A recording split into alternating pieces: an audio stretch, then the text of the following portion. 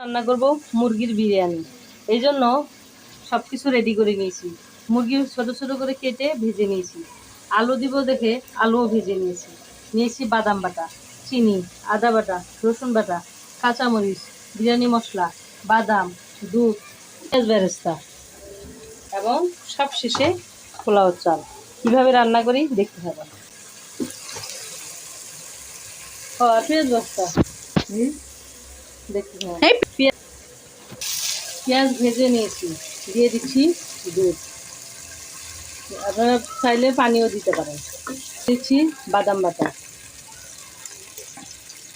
তারপর দিয়ে দেবো বাদাম, আদা বাটা, রসুন বাটা, আদা বাটা, রসুন বাটা।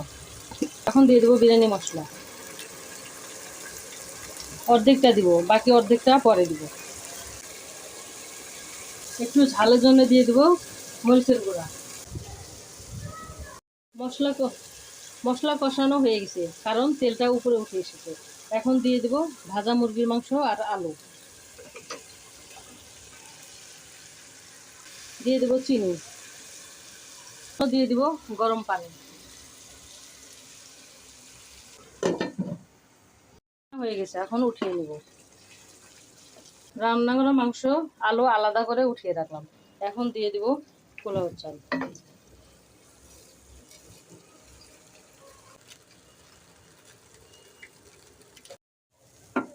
চাল ভাজা হয়ে গেছে, এখন দিয়ে দিব পানি।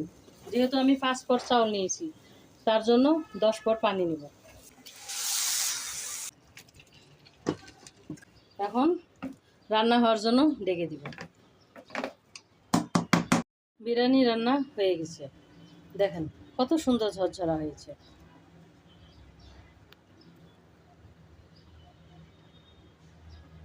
রান্না করব মুরগির বিরিয়ানি। এই জন্য সব কিছু রেডি করে নিয়েছি। মুরগি ছোট ছোট করে কেটে ভেজে নিয়েছি। আলু দিব দেখে আলুও ভেজে নিয়েছি। নিয়েছি বাদাম বাটা, চিনি, আদা বাটা, রসুন বাটা, কাঁচামরিচ, বিরিয়ানি মশলা, বাদাম, দুধ, পেঁয়াজ বেরেস্তা এবং সবশেষে পোলাও চাল। কীভাবে রান্না করি দেখতে হবে।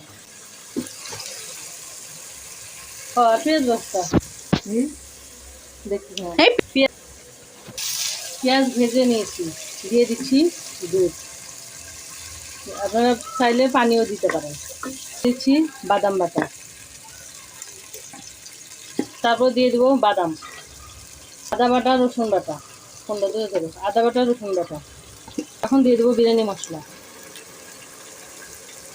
অর্ধেকটা দিব, বাকি অর্ধেকটা পরে দিব।